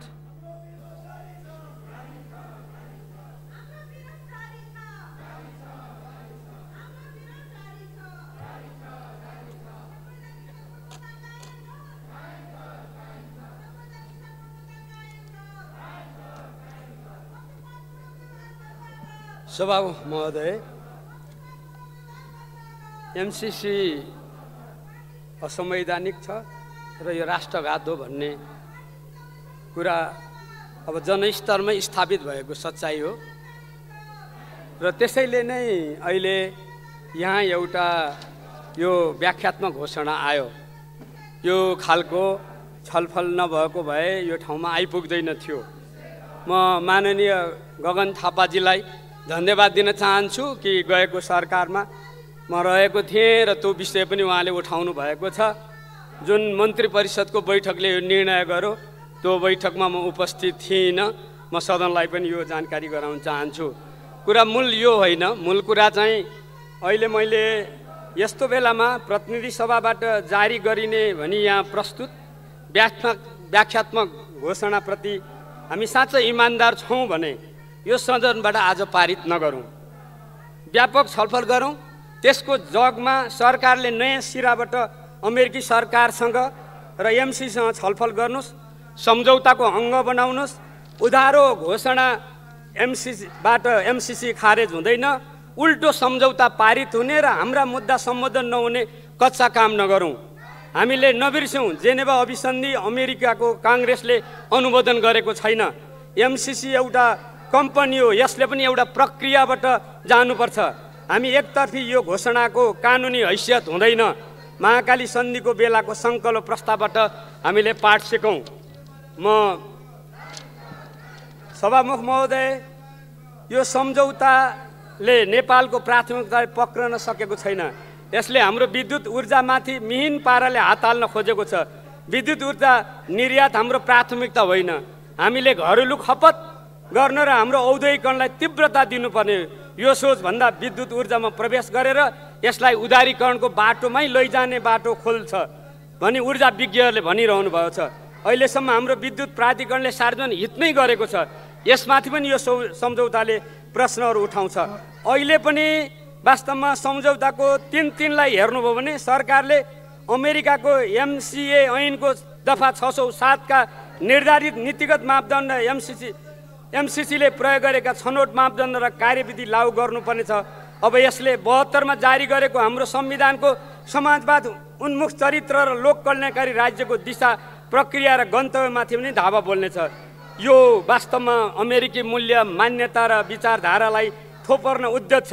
हाम्रो राष्ट्रिय अस्मितामाथि योभन्दा ठुलो आक्रमण के होला? हामीले सोचौँ। 50 करोड अमेरिकी डलर जस्ता योजना देशभित्रै पनि बन्न सक्छन्। भ्रष्टाचार नियन्त्रण गरी वार्षिक 200 अरब बचाउन सकिन्छ, त्यतातिर लागौँ। वार्षिक 900 अरबभन्दा बढी राजस्व सङ्कलन हुने हाम्रो देशमा अझै 20 पैसा राजस्व बढाउन सकिन्छ भन्ने अर्थ मन्त्रालयको अध्ययनले देखाएको छ। 180 अरब राजस्व चुहाट भइरहेछ, त्यसको नियन्त्रण गरौँ र थप राजस्व परिचालन गरौँ। सरकारी चालु खर्च घटाएर जाउँ, विकास खर्चको प्रभावता बढाउँ।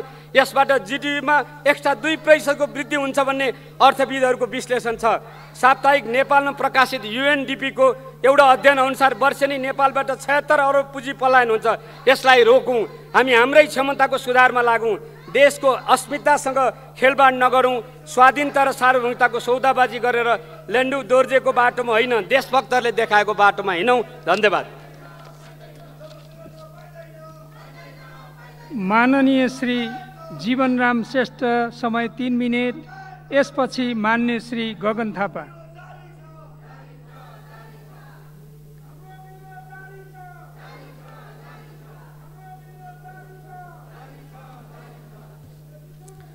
सम्माननीय सभामुखज्यू, आज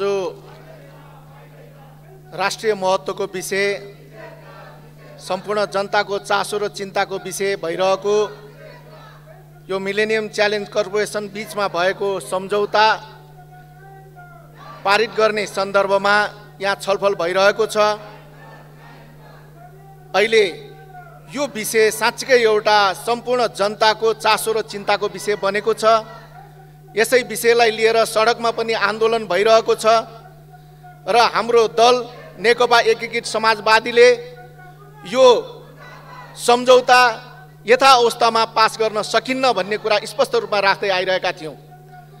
यसै सिलसिलामा सडकबाट उठाइएका आवाजहरू, दलहरूले चाहिँ उठाइएका आवाजहरूलाई सम्बोधन गर्दै सरकारको तर्फबाट यी सम्पूर्ण अन्योलताहरू, अस्पष्टताहरू र राष्ट्रहित विपरीत भएका विषयहरूलाई समेटेर 12 बुँदाको जुन एउटा घोषणा, व्याख्यात्मक घोषणा यहाँ प्रस्तुत भएको छ, यो निकै सकारात्मक छ र हामीले अब जनतालाई विभाजित गर्नेतर्फ हामी जानु हुँदैन, हामीले राष्ट्रलाई विभाजित गर्नेतर्फ हामी जानु हुँदैन। हामीले जनताको बिचमा सत्य र तथ्य कुराहरू राख्नुपर्छ।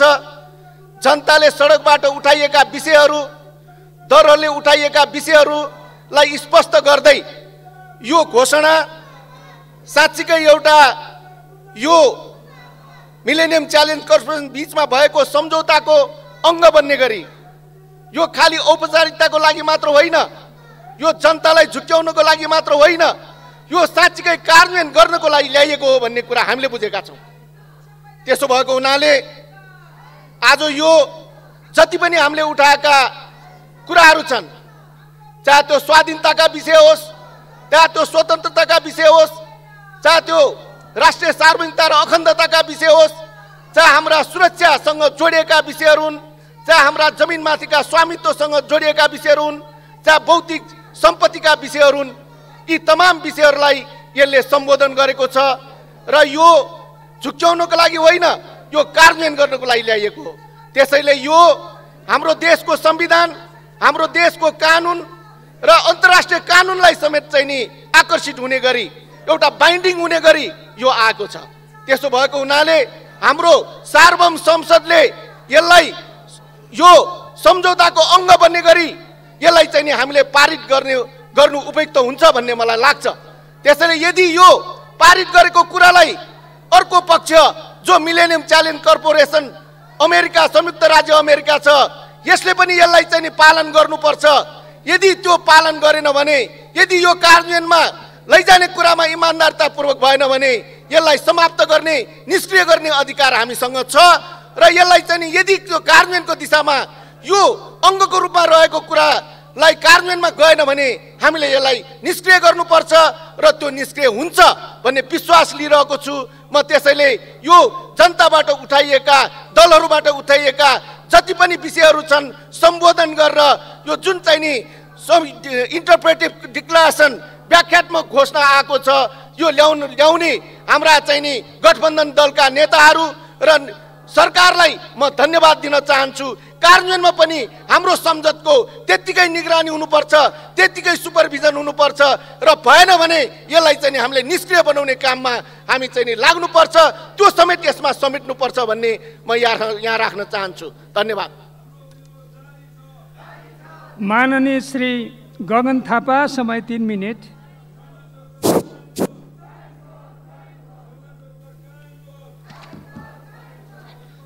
सम्माननीय सभामुख महोदय, 2066 साल माघ 15 देखि 2078 फागुन 15 सम्म 12 वर्ष 1 महिना नेपालको मन्त्री परिषदमा बस्नुभएको सबै सदस्यहरूले यो सम्झौता राष्ट्रघाती भन्नुभन्दा पहिला एकपटक ख्याल गरौँ। होइन भने केही समय अगाडि मान्य मन्त्रीजीले म क्याबिनेटमा थिएँ तर त्यो दिन मेरो पेट दुखेको थियो भनेको जस्तै अरूले पनि कि मैले त्यो दिन भाङ खाएको थिएँ, म सुरुमा थिइनँ भनेर भन्नुपर्ने अवस्था आउँछ। कतिपय मान्यहरूले के भन्नुभयो, 2019 पछि एक गोप्य सम्झौता भएको छ। एउटा सम्झौता भएको वन मन्त्री शक्ति बस्नेत, एउटा सम्झौता भएको ऊर्जा मन्त्री वर्षमान पुन, एकजना सम्झौता भएको मन्त्री बसन्त नेम्बाङ यहाँ नारा लगाउँदै हुनुहुन्छ। कोसँग भएको गोप्य सम्झौता? हामी कसलाई के भ्रम दिँदैछ? त्यसैले म यो त्यो आरोप लगाउन चाहन्न। म यति मात्र आग्रह गर्न चाहन्छु, हामी सबैले गऱ्यौँ, गल्ती स्वीकारौँ होइन, हामी सबैले गऱ्यौँ, जिम्मेवारी लिउँ। गलत केही गरेका छैनौँ, सही गरेका छौँ। हामी आज यहाँभित्र लेखिएको कुराहरूको थप व्याख्या गऱ्यौँ। यो व्याख्याको अर्थ के हो? यो सम्झौतामा जे लेखिएको छ र त्यसलाई जसरी आज हामीले व्याख्या गरेका छौँ, योभन्दा बाहेक अब एउटा दायित्व पनि नेपालमाथि सृजना हुँदैन। दायित्व सृजना भयो भने तत्क्षण नेपालले सन्धि खारेज गर्छ।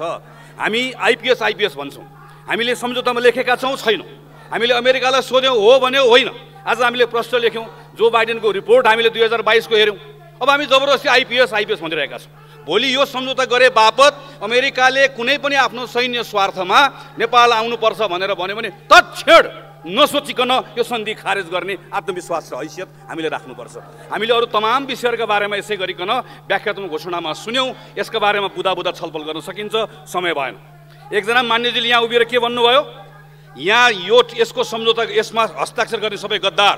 2073 साल 3 महिना 31 गते मान्य भीम रावल उप प्रधानमन्त्री हुनुभएको क्याबिनेटले प्रस्ताव पारित गर्छ एमसिसीबाट प्रस्तावित कम्प्याक्ट कार्यक्रम तयार गर्नका लागि 1 अरब 13 करोड लिने। त्यो दिन मान्यजीको पनि पेट दुखेको थियो। 2074 साल जेठ 19 गते प्रचण्डको क्याबिनेटको मन्त्री थिएँ म, त्यसैले म यो जिम्मेवारीमा भएकोले म यसलाई स्वीकार गर्छु। यसलाई सच्याउन सकिन्छ, सङ्कल्प मार्फत सर्वस्वीकृत बनाउन सकिन्छ, लेटर अफ एक्सचेन्ज मार्फत थप स्पष्ट बनाउन सकिन्छ, परिमार्जन के गर्न सकिन्छ भनेर गएको 2 वर्षदेखि काम गर्दै आएको छु र आज व्याख्यात्मक घोषणा आउँदै गर्दा खुसी छु। मान्यजीले चुनौती दिनुभएको छ, तपाईँको चुनौती म स्वीकार गर्छु। सडकमा बहस गर्ने कि संसदमा, अछाममा गर्ने कि काठमाडौँमा स्वीकार्य छ। त्यति मात्र होइन मान्यज्यू, सम्माननीय सभामुख महोदय, म आग्रह गर्न चाहन्छु, यसलाई राष्ट्रघाती भनिएको छ। स्वाधीनता तलमाथि यो सम्झौताको कारणले गर्दा हुन्छ भनिएको छ। कहीँ कतै तलमाथि भयो भने नेपालले जे बेहोर छ, म आज यसमा हस्ताक्षर गर्ने सांसद भएर सरी भनेर मात्र पाउँदिनँ। यदि त्यस्तो भयो भने म काठमाडौँको सांसद हुँ। थानकोट कटाइयोस्, नागरिकता खोसियोस्, 4 पाटे मुडियोस्, सम्पत्ति विवरण बुझाएको छु। सम्माननीय सभामुख महोदय, सम्पत्ति खोसियोस्। मान्यज्यूहरू तयार हो? यदि यही 5 वर्षभित्रमा आज जनतालाई भनेको कुरा सेना आउँछ, स्वाधीनता लुटिन्छ, सम्पत्ति अरूले लिएर जान्छ, अमेरिकी कानुन लागू हुन्छ भनेको कुरा 5 वर्षमा सम्झौता सकिँदै गर्दाखेरि भएन भने त्यो कुरा गर्नलाई तयार हो? तयार हो भनेदेखि भने यो पनि चुनौती हो। सम्माननीय सभामुख महोदय, राष्ट्रवाद र देशभक्तिको फरक भनेको नक्कली राष्ट्रवादी आफ्नो नारामा मान्छेलाई मर्नको निम्ति उचाल्छ, मार्न तयार हुन्छ। म देशभक्त हो, मर्न तयार हुन्छु। नक्कली राष्ट्रवादी र देशभक्तिको फरक नेपाली जनताले थाहा पाउँछन्, थाहा पाउनुपर्छ। संसदमा पनि थाहा पाउनुपर्छ, सडकबाट पनि थाहा पाउनुपर्छ। धन्यवाद।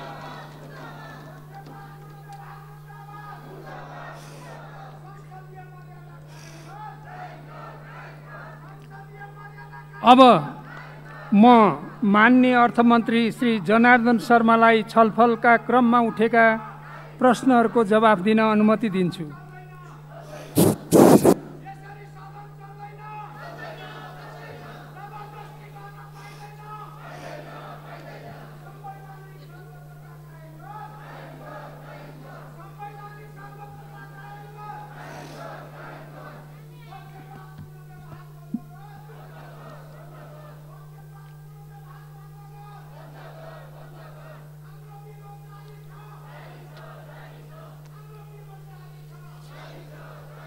सम्मान्य सभामुख महोदय, मान्य सदस्यज्यूहरूले बहसको क्रममा, छलफलको क्रममा थुप्रै विषयहरू उठाउनुभयो। धेरै प्रश्नहरू उठे र आम जनतामा पनि धेरै प्रश्नहरू थिए, धेरै जिज्ञासाहरू थिए। सडकमा पनि ती आन्दोलनका रूपमा ती जिज्ञासाहरू थिए। आज व्याख्यात्मक घोषणा मार्फत सरकारलाई स्पष्ट गर्ने यो अवसर प्रदान गर्नुभएकोमा म सबै आम जनता, आन्दोलनमा सडकमा भएका युवाहरू र मान्य सदस्यहरू सबैलाई हार्दिक हार्दिक धन्यवाद दिन चाहन्छु। सरकारले राष्ट्रप्रति, राष्ट्रियताप्रति, जनताप्रतिको आफ्नो जिम्मेवारी र आफ्नो प्रतिबद्धतालाई एउटा कानुनी मान्यता हुने स्तरबाट स्पष्ट गर्ने एउटा अवसर पाएको छ। त्यसको लागि म सरकारको तर्फबाट धेरै धेरै धन्यवाद दिन चाहन्छु। नेपालको संविधानलाई, त्यसको संविधानको महत्त्वलाई, संविधानको सर्वोच्चतालाई सरकारले कसरी आत्मसात गरेको छ भन्ने कुरा हाम्रो घोषणाले स्पष्ट गरेको छ। अथवा कुनै पनि गठबन्धन, सैन्य गठबन्धनमा नेपाल रहन सक्दैन, त्यो कुरा स्वीकार्य हुँदैन र हुन सक्दैन भन्ने कुरा स्पष्ट गरेको छ। र यहाँ उठेका थुप्रै विषयहरू, बौद्धिक सम्पत्तिका सन्दर्भमा उठेका कुराहरू, अन्य सम्पत्तिका सन्दर्भमा उठेका कुराहरू ती नेपाल सरकारका हुन्छन् भनेर ठोकुवा गर्दै सरकारले घोषणा गरेको छ। र सरकारले नेपालको संविधानलाई मात्रै होइन, अन्तर्राष्ट्रिय कानुन समेतका आधारमा यो घोषणा एउटा कानुनी मान्यताको आधारमा अगाडि बढ्छ, संसदले पारित गरिसक्यो र कानुनको रूपमा यो अगाडि बढेको छ भन्ने कुरालाई अझ माथिबाट अगाडि बढाएको छ। त्यसकारणले कम्प्याक्टको समाप्तिपछि फेरि यो रहिराख्छ भन्ने कुरा समेतलाई स्पष्ट गर्छ। अब सायद उठेका सबै विषयहरू घोषणाले स्पष्ट गरिसकेका छन्। स्पष्ट गरिसक्दा आम जनतामा यो कुरा जाँदै गर्दा आम जनता स्पष्ट भएर ए तथ्य त यो रहेछ, सरकारको कुरा त यो रहेछ र नेपाली जनताले उठाएका प्रश्नको सम्बोधन यसरी गर्यो भनेर जनताले पक्कै पनि यसको समर्थन गर्ने मैले विश्वास लिएको छु। यहाँ अहिले तमाम प्रश्नहरू जो उठे, सरकारले जनभावनालाई, राष्ट्रियतालाई, राष्ट्रिय स्वाधीनतालाई, अखण्डतालाई, नेपालको संविधानप्रतिको आफ्नो प्रतिबद्धतालाई स्पष्ट गरेको कुरा यो महत्त्वपूर्ण कुरा हो। अब एमसिसी परियोजना एउटा आर्थिक परियोजना मात्रै हो भनेर सरकारले स्पष्ट घोषणा गरिसक्यो। अब यसमा कुनै भरम पाल्नुपर्ने आवश्यकता छैन र त्यसलाई कार्यान्वयन गर्ने कुरा नै हो। त्यसकारणले हामीले हाम्रो परराष्ट्र नीतिको बारेमा, हाम्रो असलग्नताको बारेमा हामी सबैसित सहयोग लिन्छौँ, हामी सबैसित सद्भाव राख्छौँ र हामी सबैसँग मिलेर जान्छौँ। हाम्रो राष्ट्रिय स्वाधीनता, हाम्रो अखण्डता र हाम्रो नेपाली जनताको अधिकारलाई हामी कतै पनि तलमाथि पर्न दिन्नौँ भन्ने कुरालाई स्पष्ट गरिसकेको कुरा फेरि पनि म यहाँ दोहोऱ्याएर राख्न चाहन्छु। र अब यो लागू नहुँदा के हुन्छ भन्ने प्रश्न उठेको छ, प्रक्रियाको कुरा उठेको छ। यो प्रक्रिया हो, यो प्रक्रियामा हामीले ल्यायौँ, व्याख्यात्मक घोषणा गऱ्यौँ, अस्पष्ट भएका कुराहरू, त्यहाँ नमिलेका कुराहरूलाई अझ व्यवस्थित गरेर सबै कुराहरू हामीले ल्यायौँ।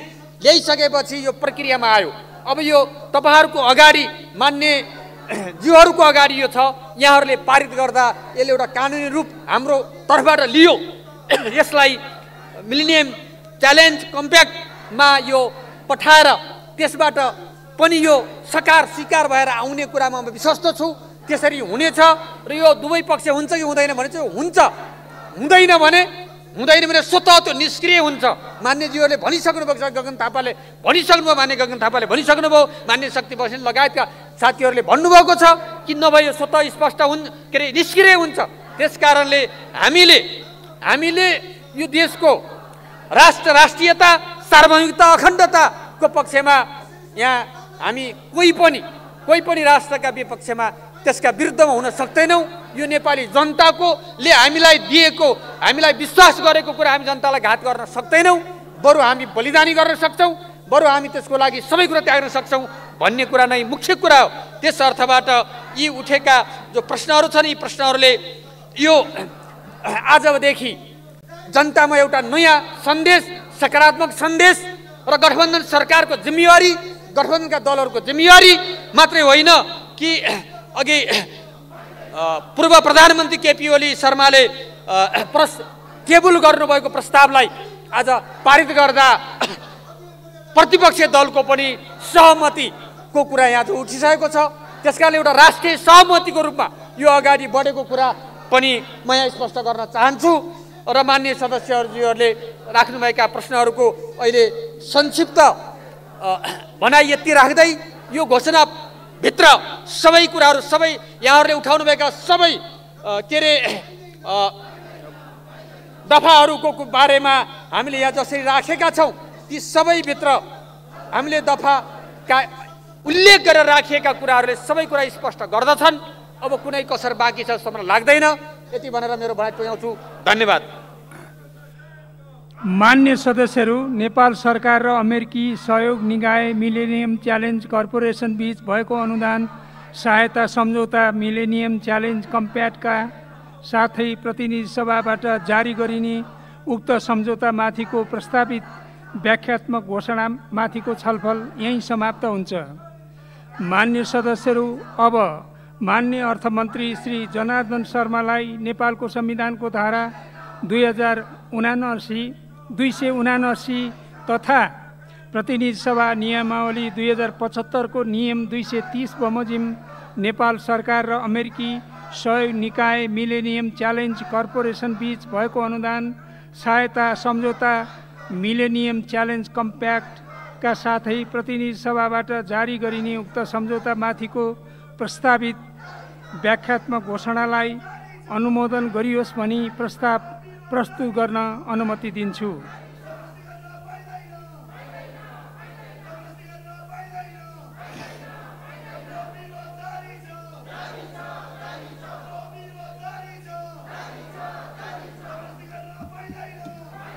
सम्मान्य सभामुख महोदय, अन्ततः हामी अब यो प्रस्तावलाई पारित गर्ने एउटा सन्दर्भमा आइपुगेका छौँ। सभामुख महोदयको अनुमतिले नेपालको संविधानको धारा 279 तथा प्रतिनिधि सभा नियमावली 2075 को नियम 230 बमोजिम नेपाल सरकार र अमेरिकी सहयोग निकाय मिलेनियम च्यालेन्ज कर्पोरेसन बीच भएको अनुदान सहायता सम्झौता मिलेनियम च्यालेन्ज कम्प्याक्टका साथै प्रतिनिधि सभाबाट जारी गरिने उक्त सम्झौता माथिको प्रस्तावित व्याख्यात्मक घोषणालाई अनुमोदन गरियोस् भनी प्रस्ताव प्रस्तुत गर्दछु। धन्यवाद। अब यो प्रस्तावलाई निर्णयार्थ प्रस्तुत गर्दछु। यो प्रस्तावको पक्षमा हुने मान्य सदस्यले हुन्छ भन्नुहोला, यसको विपक्षमा हुने मान्य सदस्यले हुन्न भन्नुहोला। यो प्रस्तावको पक्षमा हुने मान्य सदस्यले हुन्छ भन्नुहोस्। यसको विपक्षमा हुने मान्य सदस्यले हुन्न भन्नुहोस्। हुन्छ भन्ने पक्षका मान्य सदस्यहरूको बहुमत भएकोले नेपाल सरकार र अमेरिकी सहयोग निकाय मिलेनियम च्यालेन्ज कर्पोरेसन बीच भएको अनुदान सहायता सम्झौता मिलेनियम च्यालेन्ज कम्प्याक्टका साथै प्रतिनिधि सभाबाट उक्त सम्झौतामाथिको प्रस्तावित व्याख्यात्मक घोषणालाई नेपालको संविधानको धारा 279 तथा प्रतिनिधि सभा नियमावली 2075 को नियम 230 बमोजिम अनुमोदन गरियोस् भन्ने प्रस्ताव पारित भएको घोषणा गर्दछु। मान्य सदस्यहरू, अर्को बैठक 2078 साल फागुन 18 गते बुधबार दिनको 1 बजे बस्ने गरी यो बैठक स्थगित हुन्छ।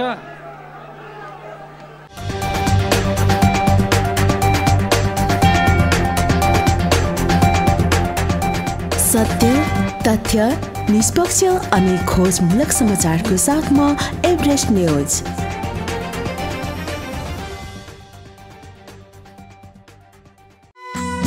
चौरासको गाउँमा रमाइलो ठाउँमा चर्कुने चौतारी।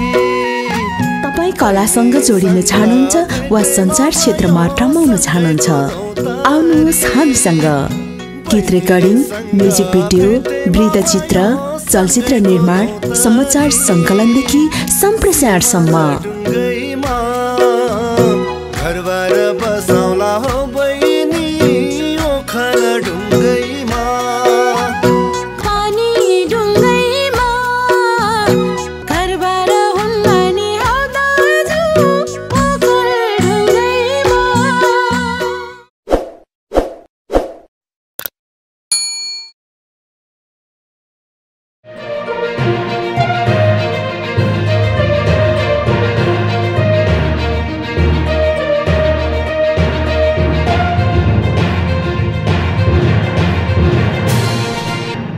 तपाईँ हेर्दै हुनुहुन्छ एभरेस्ट न्यूज।